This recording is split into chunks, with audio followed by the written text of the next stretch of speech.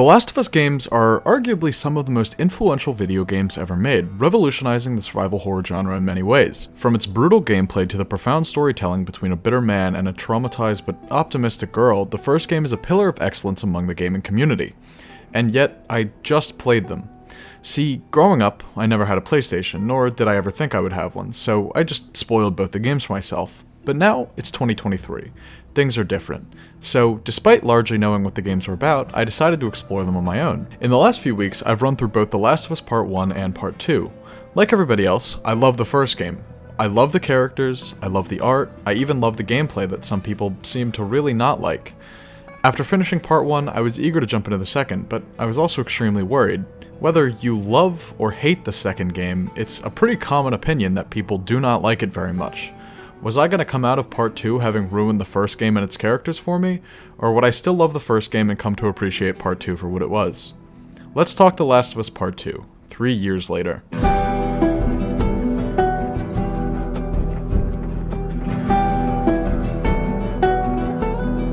As always, I want to give a fair warning as far as spoilers. I will absolutely be spoiling both Part 1 and Part 2 of The Last of Us, so if you would like to experience either of them on your own, I recommend you do so. Obviously, this extends to the show, because I know that by the time this video comes out, the show is either still airing or it's finished.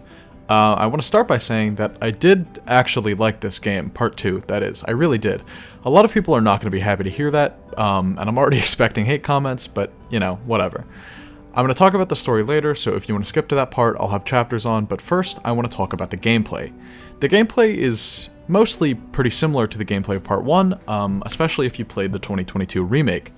All of the weapons feel incredibly powerful. They are almost astonishingly loud every time you hear them, and they just feel so strong. The shotgun, for example, whenever someone runs up on you and you whip this thing out, it sounds like a fucking explosion. From that point, it's game over. You turn these people into, like, red mist. You can blow their limbs off, you can nearly cut people in half. Sure, it can be repetitive, but I don't really mind it that much. I think the repetition is realistic, in a way. There are only so many ways the developers can give you new ways to kill people, and even if they are all kind of the same, it just doesn't really bother me because the options that they do supply for you just feel so damn good to use. There are a few notable changes from the first game. You can jump now! Yay! It literally doesn't matter. It basically adds nothing. But you can now prone. This one doesn't sound like a big deal, but the ability to prone makes stealth a lot more seamless. In both of these games, there's a very large emphasis on stealth, if you weren't already aware. Being able to go prone gives you the option in the game to crawl under cars, into buildings, through tall grass, and it just makes more sense to be able to prone. In Part 1, you just kind of had to crouch around everywhere and stay out of the AI's line of sight. And since their line of sight was pretty small, they just kind of had to pretend not to see you, and it usually made the AI look pretty bad, because the game just had to function the way it was made to.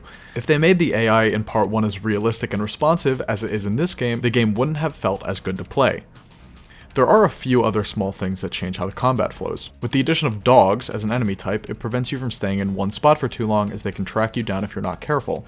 There are also several new human factions that communicate differently, making them less predictable and overall just a more engaging combat experience. On top of all that, the AI is just genuinely better, which I mentioned slightly, but it should automatically translate to more enjoyable encounters. Unfortunately, the infected are pretty much the same. Aside from a few fun script encounters, they are pretty much identical to the first game. But of course, there's more to gameplay than just combat. Part 1 was very well known for its somewhat lazy puzzles in the forms of ladders and planks. There's literally a tutorial segment at the beginning of the game about them because they just show up that frequently. These puzzles have been replaced with rope puzzles. While it is one recurring type of puzzle, like the first game, there's a lot more depth and thought that very clearly went into the system. I mean, just look at the physics on this thing, it's fucking gorgeous. The first game had too many puzzles, and this one honestly has too little. The rope puzzles never really get to the point where they're all that interesting, but they still are more engaging than the ladder and plank puzzles. But it is what it is. Let's get into the level design. So in this section, I'm going to very briefly talk about the level and the world design. As you can probably tell just by even looking at the game, the level design is a lot more open than in the first. The increased verticality and just greater area of each location makes the flow of both combat and exploration a lot more natural. Pretty much every area is designed in such a way that makes it actually kind of fun to look around. They all look and feel like actual neighborhoods or structures that have been torn apart by the infected and the civil war that has ravaged the city of Seattle for what seems like years. This approach to level design makes combat a lot more open-ended, allowing for many different ways to interact with both the environment and enemies. Like Part 1, bricks and bottles, in most cases, are much more common than bullets, so if you're low on ammo and a stealth approach fails, they can become incredibly useful in netting you a kill or sometimes even setting off hidden traps. As a whole, I think the development team did an incredible job with the atmosphere. The world, while destroyed, doesn't necessarily feel like an end to humanity, but rather a new beginning, and I think Naughty Dog did an incredible job with portraying a world that was dark, but with a glimmer of hope. Now, what everyone's been waiting for. The story. So this is where things start to get a little rocky. I've seen a lot of different opinions on a lot of different elements of this game's story on the internet, and regardless of what that person says, whether they like the game or they don't, they are very often ripped to shreds. So I'm asking for it, I guess. So we'll start off with the big one, or one of the big ones, I guess, Joel's death. Most people were very mad about this. Admittedly, I wasn't happy about it myself, but it does make sense, does it not? The way it was handled is terrific, near perfect, honestly. After an obviously long time of searching, Abby finds Joel accompanied by his brother Tommy. Overrun by infected, she takes them to the mini compound where Abby and her friends are staying, and lo and behold, as soon as she says his name, the room immediately gets more tense. They blast him in the knee, they beat the shit out of Tommy, who's Joel's brother, and there's nothing anyone can do to save Joel at this point. The music is heart-pounding, the pacing of the scene is incredible, and overall it's just handled really, really well. Most people hate it because they hate that Joel died. Yes, I like Joel, but just because I liked him doesn't mean that I should ignore that this is both the most realistic and also reasonable thing for Abby to do in this situation. Joel isn't really a protagonist you're meant to be rooting for.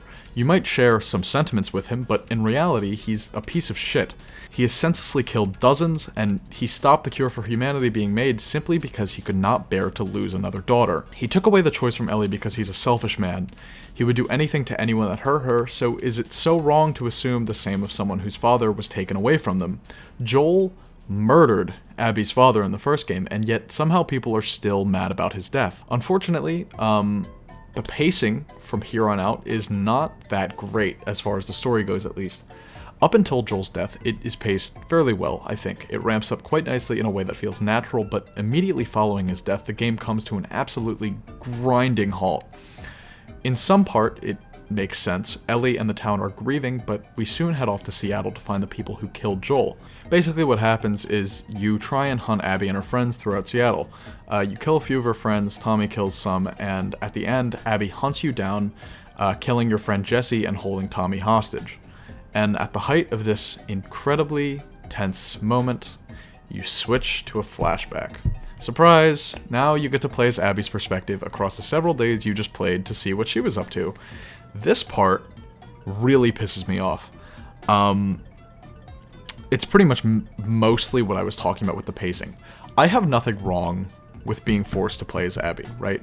But why now? Why are we playing her after killing her friends and going back in time once we've reached one of the most important story moments thus far? It just doesn't make any sense, does it? Maybe if we swap between them in real time, sort of like we did in the prologue, but this is just stupid. Not only does it remove all tension from the moment, but now I'm given absolutely no reason to care about Abby's friends. I know they all die. This whole segment serves as a way to give the player a reason to care, but why should I? I just spent the last 10 hours of this game slaughtering these people while they mocked me for watching Joel die. For this reason, they were kind of doomed from the start, the writers that is. While Ellie's friends aren't fleshed out that great, we at least have some reason to care for them because Ellie cares about them. We don't know their fate yet, but in a way, we grew up with Ellie through these games, so we like the people she likes, we hate the people she hates, and we care about her as a character. Overall, I do like the story of this game. I think it's good.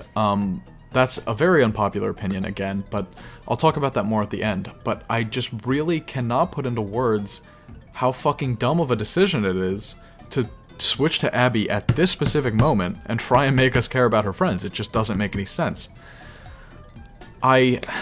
Honestly, I couldn't tell you how happy I was to see Tommy show up and fucking blast her friend open toward the end. God, sorry, okay. Moving on. So if at this point you were thinking, man, I hope we embark on an 8-hour story that has nothing to do with the compelling plot point that's driven this whole story so far, then you are in luck.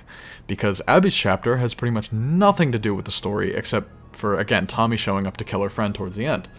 Instead, it focuses on her own arc coming to the realization that she shouldn't judge people solely based on the people or the beliefs they align with. It's a very basic theme, but it works, and I think it's told well through her chapter, so I actually quite enjoyed the time I played as Abby. Her little side story did not start off particularly strong, but it got me invested and took my mind off the main conflict, which you could take as a pro or a con. Her combat is very different in both weapons and in playstyle from Ellie. She has completely separate animations, even if it's just normal walking and running, which is a small touch that shouldn't need to be mentioned, but hey, I liked it. They didn't have to change it, but they did. I'm not really gonna go into her little mini story any further because while I thought it was pretty decent, it's not all that important to what this video is trying to do. So flash forward a bit. Abby shows up at the aquarium and oh no, my boyfriend and his pregnant girlfriend are dead. So you go and you find Ellie. After the brief scuffle you saw at the end of Ellie's chapter with Abby holding Tommy hostage and killing Ellie's friend Jessie, you shoot Tommy in the head and you chase her through the theater. Once again, you beat Ellie and you spare her life, saying you better never see her again. So we fast forward a bit more in the future.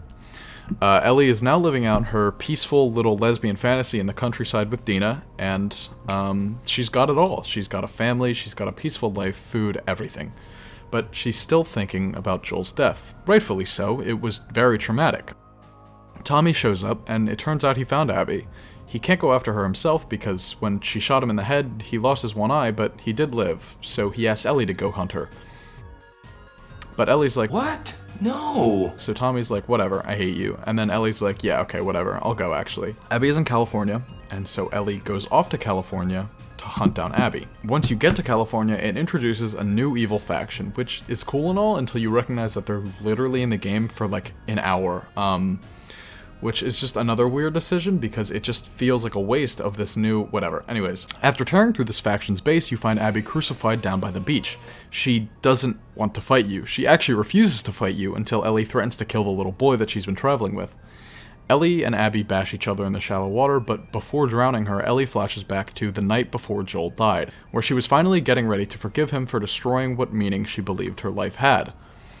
Ellie barely spares Abby's life, and she tells them to leave. Ellie returns from California and goes home back to the farm, but the house is empty. Dina and their child have left. So I'd say that the biggest thing people get mad about when this game gets brought up in conversation is not the fact that Joel died, but that they think he died for nothing because you didn't kill Abby at the end. That is a fucking stupid take, I'm gonna be honest. This is not a revenge story. It's a story about the cycle of violence. And while it's not an original story, it's told through a medium that is unique and effective, just like the first game. Just because Abby doesn't die at the end of this game doesn't make this a bad story. It makes it a story in which our main character has learned from her mistakes. Due to her constantly seeking some sort of retribution, Ellie left her quiet life and has returned under new circumstances, but as a result, she lost it all because of her thirst for revenge. In the same way that Joel was killed for his mistakes, this is her punishment. He killed dozens, and at the end of the first game, he killed dozens more that just so happened to be the people who would find him and kill him for all of his years of violence. Joel died because it's what he deserved. Ellie killed all of Abby's remaining friends and family, and yet most people still don't think that's enough. Like I said earlier, many critics of the game complain that, oh, you didn't even kill Abby at the end. Okay, did you even play the game? That's not the point. That might have been what the game started as, but the point is not for you to murder everyone in sight. It was for you to find a resolution for the conflict between you and Abby, and in turn, a resolution to the plight in Joel and Ellie's relationship. And if you ask me, I think Naughty Dog did a damn good job at finding that resolution. Sure, Ellie might not be the lovable character that she was in the first game, she might have lost her childlike innocence, and sure, you can take that away from me, but it makes sense. She's become a violent piece of shit just like Joel was, and she's paid the price for it. If you're one of those people that played this game and didn't like it, I highly urge you to go and replay it with an open mind, because I don't think this is a bad game. I don't even think it's a bad story. I think it's written quite well. I think the characters are written quite well, and I just think it gets way too much flack, honestly. If you're one of those people that never even played the game, and you don't like it because you watched a couple YouTube videos and decided that was enough for you to form an opinion without the original context of the game, then I urge you to play this game too, because that's just fucking stupid. If you enjoyed the video, or even if you didn't, honestly, I'd really appreciate if you were to like, comment, and subscribe, because it would really help me out. But yeah, with all that being said, thank you guys so much for watching, and I will see you in the next one.